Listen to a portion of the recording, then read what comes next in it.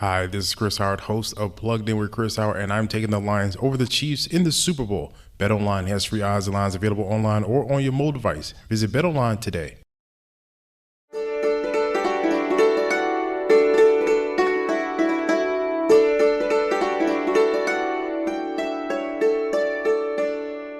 Welcome to the Media Roundtable Industry Edition, where we dive deep into the events and topics around the business of audio through the lens of the brands and buyers who support it, or as we like to call them, Chief Audio Officers. I'm your host, Jennifer Laine. We're sad to miss James Cridland, editor-in-chief at Podcast Business Journal this week, but he's traveling and sends his best, and he'll be back on again in the coming weeks. That said, we're not lacking for expertise, talent, and insight on this episode today, as I'm joined by Kyle Jelinek, our Senior Director of Client Strategy. Hi, Kyle. I like to call it Kyle Strategy, actually. But so yes, happy to be Kyle Strategy. Stew Redwine, VP of Creative Services and creator of the Virtual Fools podcast. More on that later. Hi, Stew. Yes, me and the entire creative services team. Great to be here. And Stephen Abraham, president of Oxford Road. Hi, Stephen. Hello. Welcome to the show, gents. All right, let's break down this week's top industry news. To begin, a few quick honorable mentions. We don't need to dive into these unless you guys have strong opinions, but just some FYI on the industry. Spotify is launching a personalized in-app merch hub. So, as mentioned, they're launching this. It provides personalized merch recommendations based on your listening habits. You can now conveniently, across all artists and merchandise in one place, make purchases through Spotify's partnership with Shopify. Spotify says connecting listeners with ways to support artists is key to fulfilling its mission of enabling artists to live off their art. This is something they've done a lot on the music side in the past, so it's not necessarily a new functionality, but not that we'll ever see traffic and sales numbers. I doubt we will. I'd be curious to see if they are sort of on par with that of music artists. We've seen a rise in hosts promoting their merch recently. I mean, I listen to Smartlist a lot and they are promoting it nonstop. So, I mean, yeah, I'm sure Spotify will be taking a little bit of sales commission, but hopefully this drives more traffic their way. I mean, would anybody, Kyle, would you buy your favorite podcast host merch through Spotify?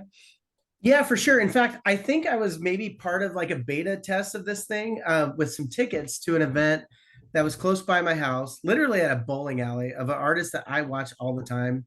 I listen to all the time on Spotify. And I got like a really last minute opportunity to buy tickets, and they were very limited. And I got in because I listened. He's like my top two artists. And I actually foresee this not only for merch, but a way to maybe open up a completely new avenue for ticket sales, which could be really interesting because, hey, we're only going to go for these super exclusive events to the very best, highest, biggest fans that we can possibly get. It's pretty interesting. And they have the data to support that. All right. I guess do we have any data around how many podcasts actually produce merch? I'm not sure we do.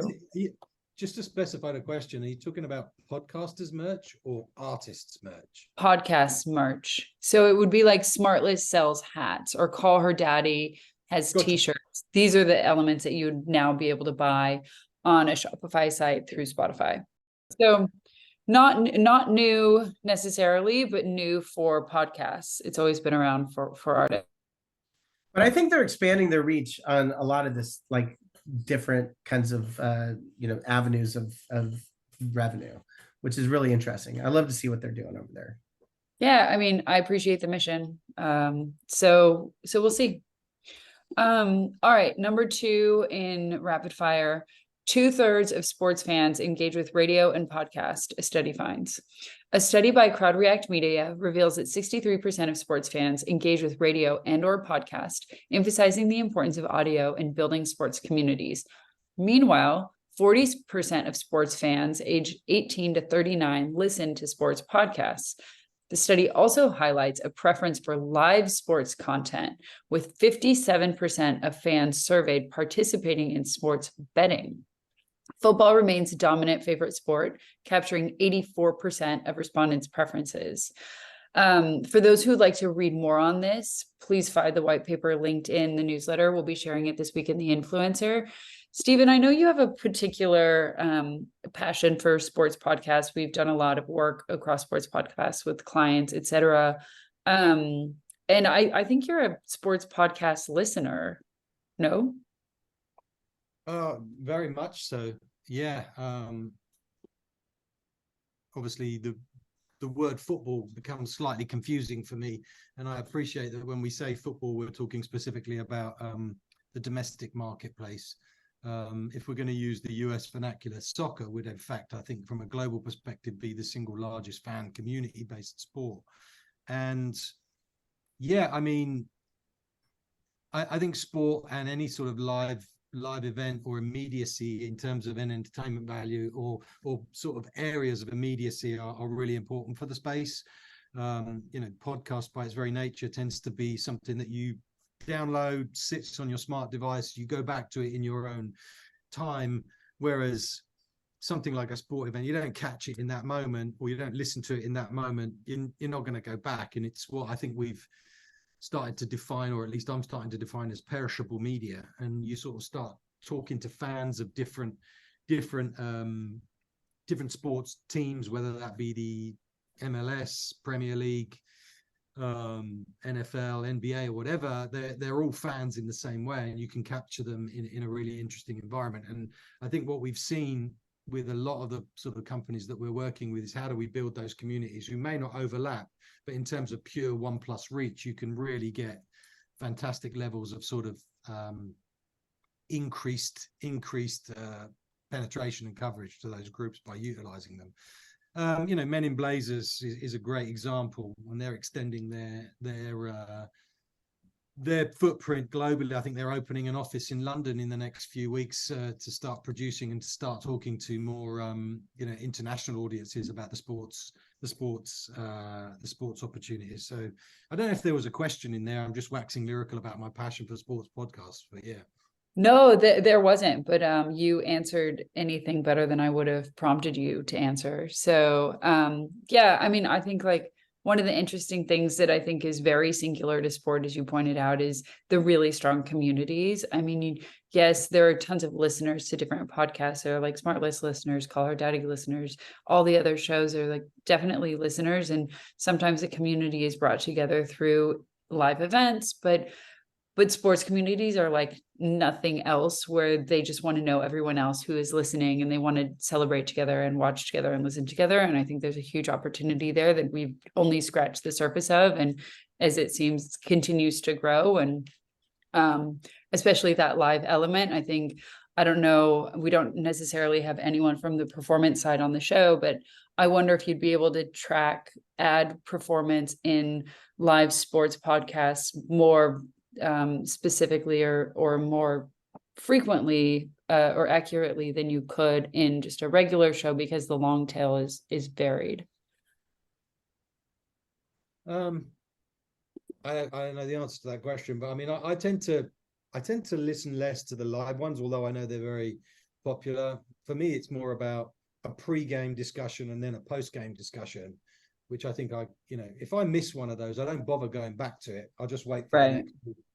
But the live ones, I don't listen to the live ones because I'm usually watching the game. Yeah. So sport is still quite a visual medium, I think, isn't it?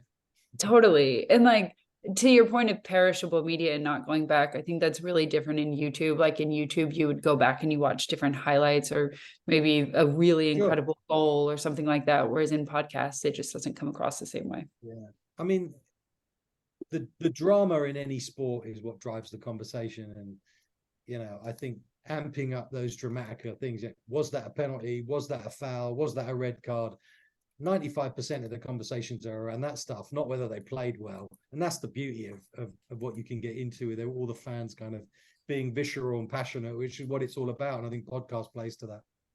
Yeah. And the recap as well. Like if you're a recap on a show, you have a certain set time. You're like, you have to talk about this show's recap for 5 minutes. Whereas in podcasts, you can just sort of dive in and debate until the conversation is through in a way that I think would come through to fans in a better or sort of more meaningful way. Okay, moving on to today's meat of the conversation. And part of that is actually sort of a taste of what's to come. We'll call it an amuse-bouche for an episode that we have hitting in 2 weeks. So Ashley Carmen released a really interesting article on our newsletter this week called Apple Considers Selling Podcast Ads on Original Shows. Definitely worth a read. We'll absolutely have it linked in the newsletter for all of you guys to click through. Obviously, we're huge fans of Ashley Carmen. We love her. But what we're most excited about is she penned one of the most informative articles we've read on a topic, and that is, what is a download? And at Oxford Road, we've been really working on defining that over the last several months, and we are putting together an episode that will be released 2 weeks from today with Brian Barletta, who also wrote an article on this recently in his newsletter, Sounds Profitable, as well as with Pete Bersinger, who is founder of Podscribe. And so we're going to dive much deeper into this. What is a download? Stay tuned. 2 weeks from today, we are going to try to answer some of the questions that remain. We're going to add definitions around what that means, obviously, what it doesn't mean, how to measure it, et cetera. But it was definitely worth referencing because the Ashley Carmen article just came out. That being said, stay tuned as we're going deeper into that topic. Main stories. So we have 3 big stories this week that we want to work our way through, and they each build sort of on one another. And we're starting with one that sort of builds on what Stephen and I were talking about building communities and who you trust and who you don't trust. And a lot of the voices that you listen to are those that you trust based on topics that you care about or teams that you care about. But a recent study came out that said podcasts are the most trusted media personalities among US consumers. This is according to an Acast research study. So I'm just going to call out a few of the points that they made, and then we're going to open it up to discussing this in more detail. But a new study by Acast reveals that podcasters are highly trusted among US consumers. 64% of podcast listeners actively seek out podcasters and make time for their content, outperforming all other media personalities. At a time when trust in the US media is low, podcasters are emerging as trusted figures. Half of podcast listeners, 50%, trust podcasters the most of any other form of media or any other media personalities. YouTube is a close second. And podcast also excels in product endorsements, with 75% of listeners considering podcasters' recommendations.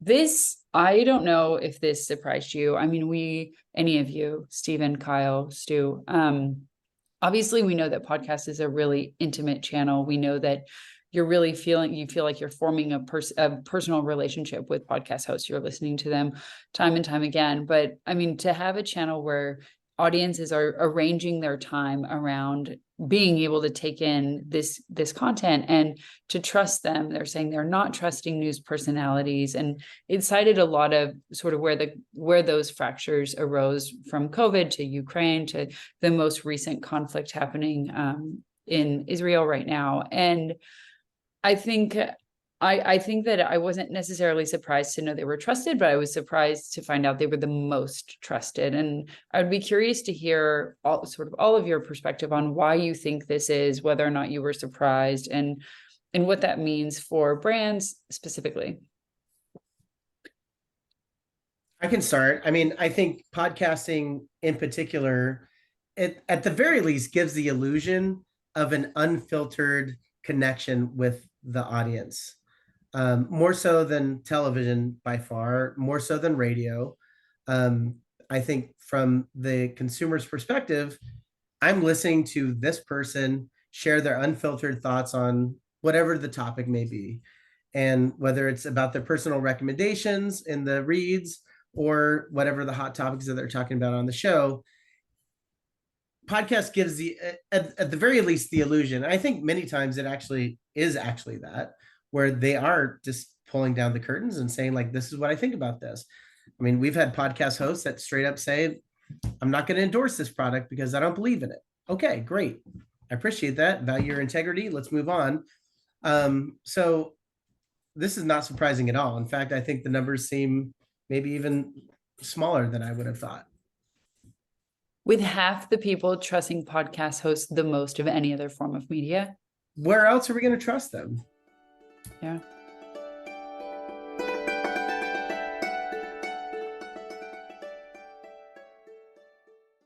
All right, so tell me if you've ever heard of any of these companies. Indeed, Shopify, NetSuite, Headspace, Quip, Theragun, Postmates.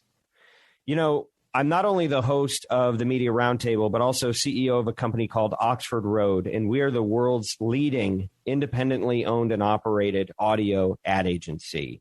And what that means is that we help great companies, many that you have probably heard of on some of the other podcasts that you listen to. We help them test and scale campaigns in audio channels, with podcast being one of those leading channels. Some of the work that we do includes media planning and buying, as well as analytics, attribution, and insights. And we also have a very special way that we deal with creative and copy generation. We have our own proprietary process called Audiolytics that allows us to score ads for their persuasiveness. If you're looking to be involved in audio and you want a partner that can help work with you to make sure that you achieve unprecedented ROI and massive scale, you should get in touch with us at Oxford Road. And by the way, the only reason that we're able to do the work of the Media Roundtable is because we have a great team at Oxford Road that supports us and makes it possible. So, you know, what we're doing is not just a podcast, but we're really trying to help brands live out their values and balance that with their business objectives, which is an increasingly hard thing to do in this world of misinformation and malice that's infecting so much of our media. But at Oxford Road, we don't want to just broker this stuff. We want to impact the industry for good. We want to raise the bar on what gets created. And Oxford Road is helping make that possible through the Media Roundtable. So if you're somebody that's interested in working with an ad agency or a partner on this type of work for your advertising campaigns, go to oxfordroad.com. It's easy to spell. And get in touch with us, or at least just sign up for our free newsletter, The Influencer. That's oxfordroad.com.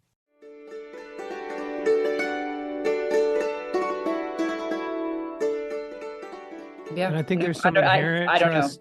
I think there's some inherent trust built in the fact that it is only auditory. So when you're watching something, it's like, you know, your eyes can be fooled or whatever, but not being able to see them. If you're not doing it with simulcast or whatever, it's completely built on this relationship that you're just hearing their voice. And it's also really interesting that, you know, audio is processed in the same part of the brain as emotion, and you're singling in on that, and you're having to imagine everything that they say. So it's just such like a reciprocal, trusting, intimate way to communicate in only hearing a voice. It doesn't surprise me. I would think the number would be even higher of the amount that people trust. I mean, I think of the host that I listen to the most for hours and hours each day. And it's like, yeah, there's pretty much whatever it is that they're peddling, I'm going to end up being very interested in, especially if they make that personal connection and they talk about how they've actually used the thing or trust the thing or inspected the thing themselves. Do you think it matters across, do you think it's like blanket across genre pretty even, or do you think it varies a lot? I think it probably varies by format. So if the host, or like by style of the show. So if the host is very much like Pivot, let's say, with Scott Galloway and Kara Swisher, like you can hear like the reverb of the rooms that they're in. They talk about how they're at their apartment, or, oh, I was just in LA. Like it sounds very much like, oh, these are these people. Like I'm in their life, and like they're giving these reads. If it's a super polished thing, or maybe a fiction podcast where there's some more degrees of separation between you feeling like you're really in their life, I think you could probably see a difference in the way that those messages come across. But if the show itself is just like, this is this person being raw and ready all the time, and then that's how they come across in their ad, of course that's going to connect more and cause more action to be taken.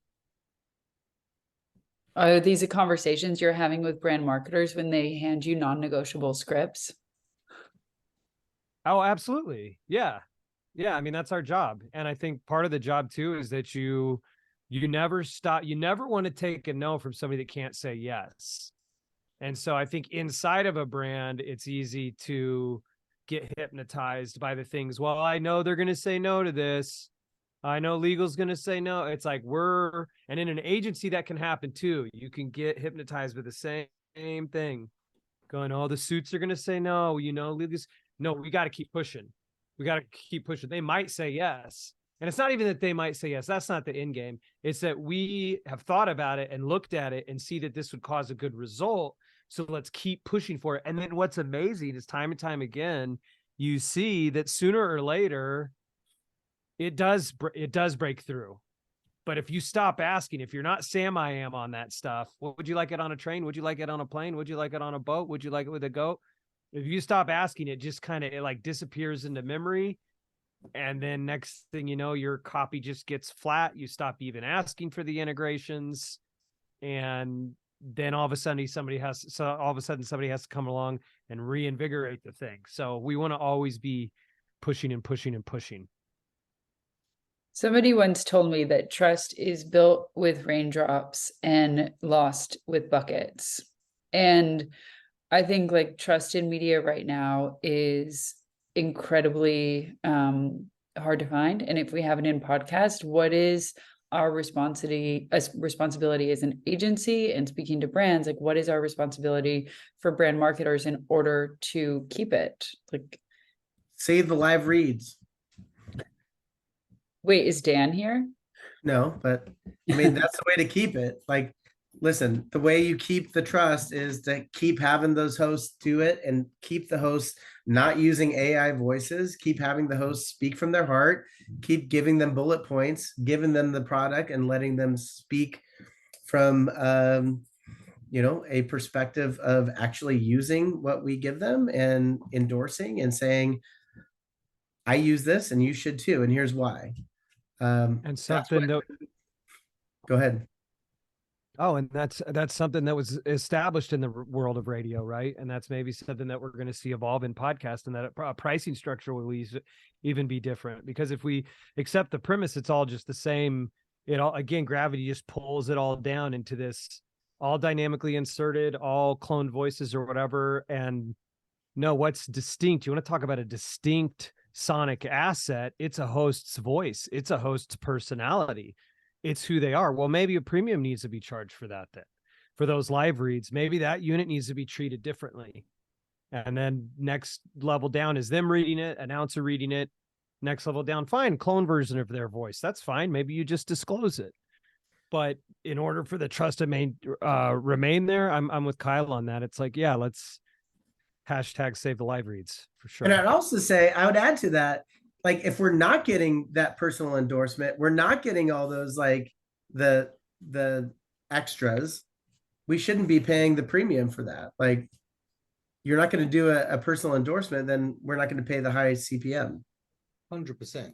The whole point of doing it is because you're getting that unique opportunity to hear from the host in a very organic and sort of native way within the context of the show. So yes, but oftentimes we hear like, oh, we're moving towards a programmatic way of distributing the ads. CPM is not going to change, FYI, but it'll be good. It'll be just as good. Like, no, it's not. And then those don't end up on buys anymore. Well, thank you for softballing me into the next topic, which is Kyle's favorite, and his part-time job is AI voice live reads or AI voice commercials. Stew, this is your article. So Descript's big feature was focused around AI and new AI voices and more. Can you walk us through what this was and why it's such a powerful or sort of cautionary tale? Yeah, I think it's a powerful tool. It's Descript hung back a little ways this year in particular in doing any updates, but they've been in the AI game now for a couple years. Anyway, the point of the story is they just did a big feature release. And so there's a bunch of functionality. We use Descript on the Ad Infinitum podcast, but I have not dove into these new features. So I'm going to be interested to look at it. in looking at it a little bit, it looks like it's just better, stronger, faster. So there used to have to be like a waiting period to get approved on converting a voice to a cloned version. I'm sure there's increased functionality on removing stuff like ums and ahs. But it was kind of interesting because Descript had not had an update, and then they've got a great video that you can watch. Now they have updated the software. So like I said, I haven't had a chance to play around with it a bunch, but I think it's a sign of there's so many people active in this space of AI or generative AI in audio. And this is just another example of another tool being put out there to make it even easier. I have a question for you. For those who aren't Heavens familiar to with Murgatroyd. What? For those who aren't familiar with Descript, can you share with the audience sort of what their whole POV is? Yeah, so Descript is an all-in-one platform where you can do. It started out as like transcription and text to speech, but they've got screen recording, video editing, all the features that you need in one place to handle video and podcast production in one like simple platform. So anyway, wrapping up on the all or nothing thing is that, there's power in these tools that, like, if we were doing this podcast and one of us were to say something and we just needed to change like one phrase with consent, of course, from all the hosts, it's so great because you don't need that person to go do a pickup line and just record that one line. You can type it in and fix it, right? That's the kind of thing Descript is great for. Is you ingest the audio from your podcast, it transcribes it all, names all the speakers. You can add in clone voices. You can add in, the speakers' voices themselves to have patch and phrases and export it all in one slick platform. And now they've got way more AI powered tools as well. And in regards to like tone, pace, natural delivery, sort of on par with where it should be, or how do you feel 1 out of 10? I'm going to say it depends on what it is. That's what's they're getting better all the time. Cool. What I'm with all of the tools, it's like you could probably have the right string of words with the right voice and there's nothing that's going to give it away. But in every single one of the tools, there's always, so far, and we're messing around with this stuff all the time, and that's what we'll be talking about next. Without fail, there's some kind of mispronunciation. There's some little thing that'll give it away where you're like, they say the word they put the emphasis on the wrong syllable. But you can buff it out. I've yet to play with the one that's just like flawless all the time, but I've sure not met a person on a human being that's flawless all the time, either. Yeah. Well, the difference is you can't whisper into the computer's ear and say it's pronounced Stew Redwine, and then they get it. You got to type it out in a way that the computer says Stew Redwine. Well, yeah, exactly. You put a space in between. You trick them out is what you do, right? Like we've used a few different ones. So you do, like, let's say it wouldn't say my last name right, Red Wine. It's saying Red Win or something. It's like type it in all caps, or separate the words with 3 ellipses, or like you start to develop these codes to like fake out the AI to get it to pronounce it the way that you need it to. Yeah. That's what we're learning, is this new coding of AI. Yeah. Copy to recording. Yeah. Well, speaking of new voices to fake people out, this brings us to our last and potentially the most heated topic that we're addressing today, and that is Virtual Fools AI podcast. All right, Stu, walk us through what this is. This straight from the top. So Virtual Fools is the result of the creative services team here at Oxford Road setting out to experiment with as many of the AI tools, generative AI tools, AI-powered creative tools as we could. Earlier this year, starting, first thing this year, first episode that we released was in February, but we set out to make a podcast with these short little episodes. It really was like if you think of the Pixar shorts at the beginning of Disney movies or at Pixar movies, where, you know, they focus on one aspect of visual effects, like they're working on hair or water effects in a short film to learn what they can, so then they can apply it in the next film. That was the same idea going into Virtual Fools. It's like, okay, we can wait till there's a client that wants to trust us with their money to do something with, hey, can you have AI write a song? Hey, can you have AI voice this? Hey, like, could you replace the voice of our founder? Well, we got to sell it through. And a lot of times, you know, I mean, of course we have success doing that, but why not put our money where our mouth is as a creative services team and just do it? And so that's what we did with Virtual Fools. And there's 10 episodes. Each one, we took a slightly different angle, or I took a different angle with each episode on something else to try to learn.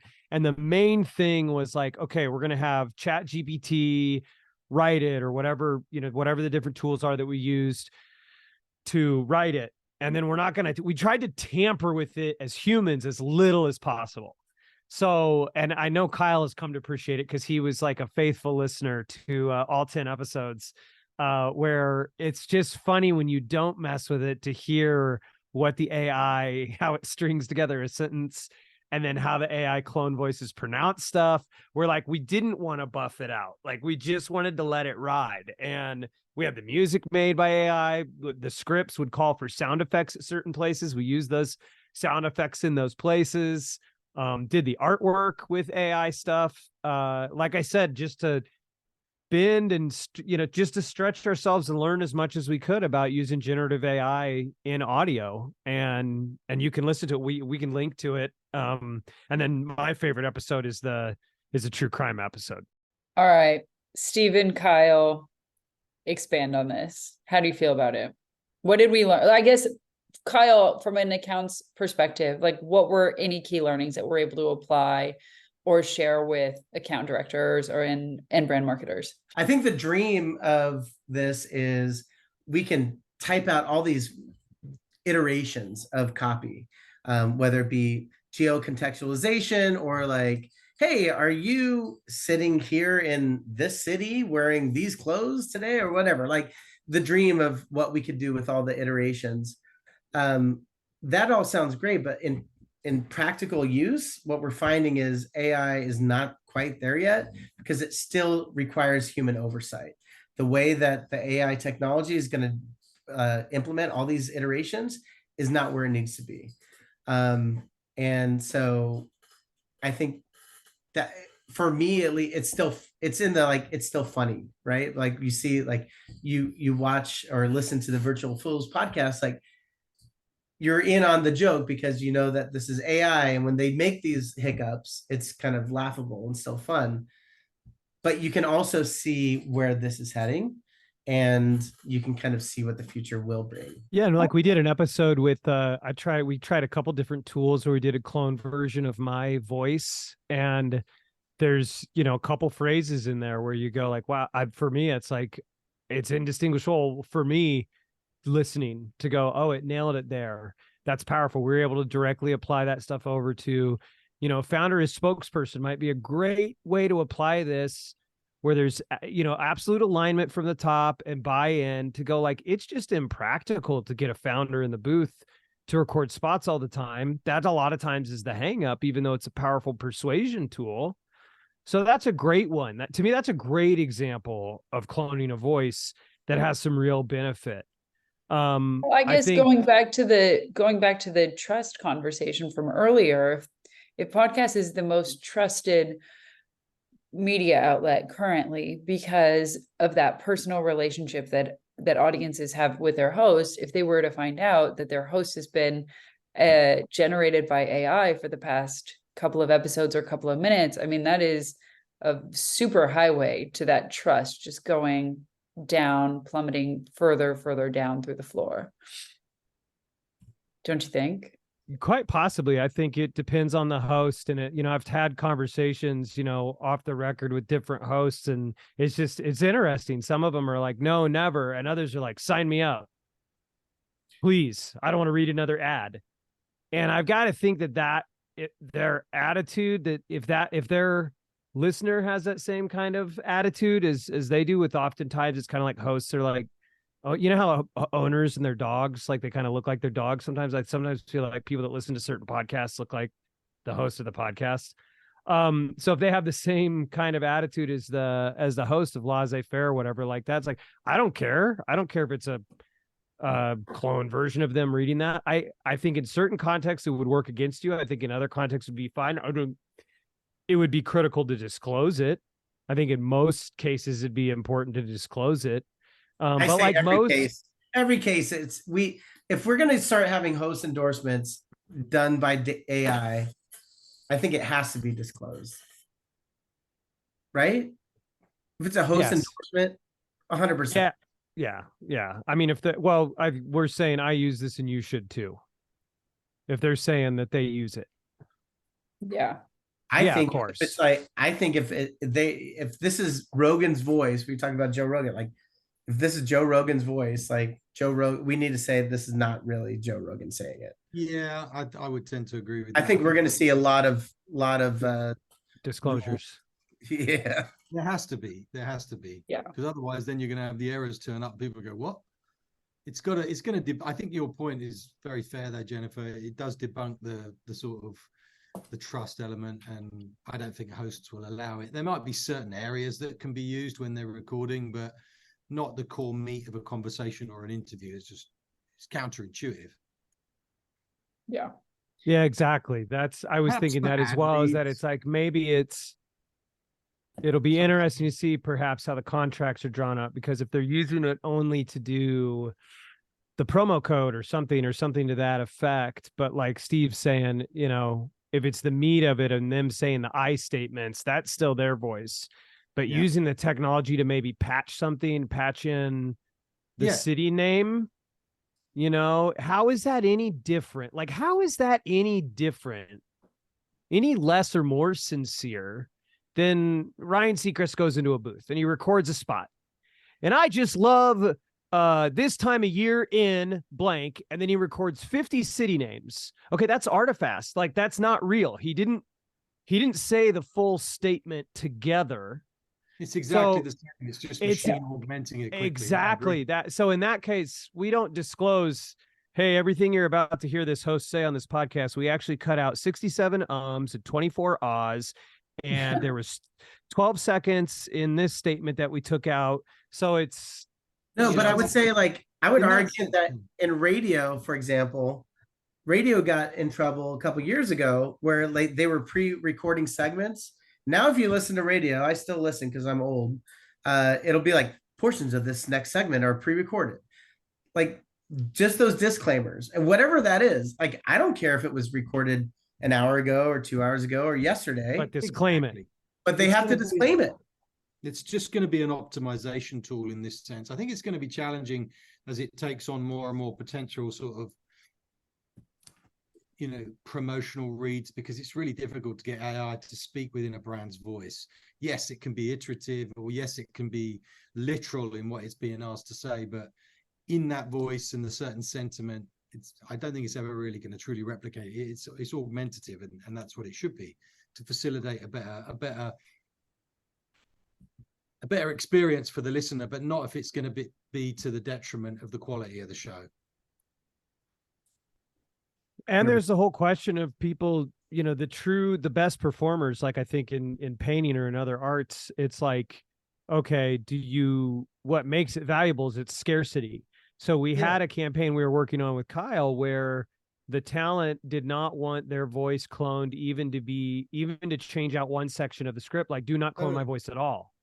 Do not clone my voice at all. I will record that. I'll record the 50 things or the 100 things or the whatever thing, the amount of variants that are needed.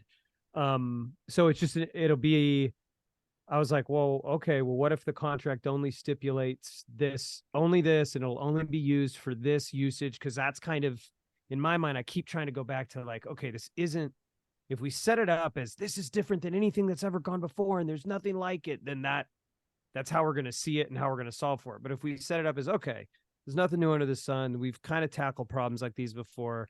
Okay, well, let's just limit the usage on the clone voice.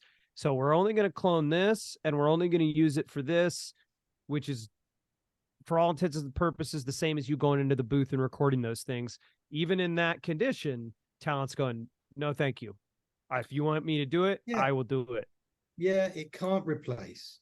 This is the big discussion. People seem to think is it going to replace me? No, it's going to augment. It's not going to replace. And I think that was something I heard, on many instances, in many instances recently, and especially was a key takeaway from the Code 23 conference in Laguna a few weeks back.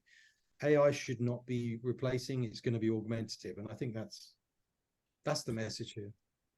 And that's what we found with Virtual Fools is it was such a powerful, it's such powerful tools. And it was such a powerful experiment to go. It's like, it's not necessarily it's not to make our creative job easier and so we can check boxes faster. It just increases the possibilities, right? It helps us. We can very quickly go like, what would that sound like? What if it had like an Old West thing and it's like they're coming to do a shootout, but it's with toothbrushes? You can like, whoosh, you can get that created and hear it really fast, where it used to be in one creative's head. They're like, oh, well, I can hear it. Let me try to, it's kind of like you can now like break through a lot faster. You can go into Chat GPT and go, give me 100 ideas on this. And what I find in the day in, day out of it is, 10%, 5%, 2% are actually ideas that then connect to another idea that creates some breakthrough. So it's like what I find with all of these tools is it helps a lot with the creative blocks that can happen. And then it has sped up the ability to hear what you have in mind and even present what you have in mind in audio to somebody very quickly. And then you go, like you're saying, Steve, you get the real deal produced with real humans, with real instruments and the whole deal. But man, you can go from concept to be able to play an example very, very quickly now, if you lean into it. Thank you for joining the Media Roundtable. You're welcome. As always, this podcast is brought to you by Oxford Road, where we want you to succeed in audio and use influence for good. As members of the marketing community, we have the power to advance voices that don't just entertain, but edify, to build bridges across differences and preserve fair-minded discussion around the most important topics of our age.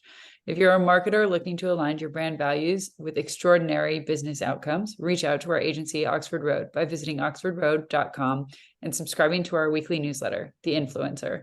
We'd love to hear from you. If you have any feedback or suggestions, please don't hesitate to reach out to us at info@mediaroundtable.com. Thank you to everyone on the show today, Stephen, Kyle, Stew, and to Bianca, Haley, and the team at Podcast One. As always, influence responsibly.